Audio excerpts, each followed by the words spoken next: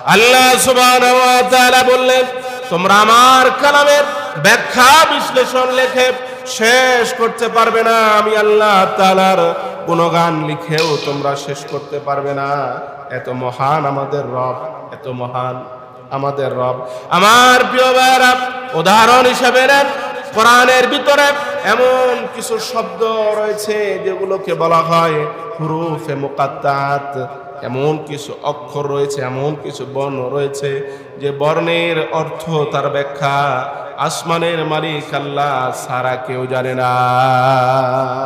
এর ব্যাখ্যা কেউ জানে না। যেমন আলিফ লাম মিম ইয়াসিন, আছে না নাই? আওয়াজ করে বলেন, আছে না নাই?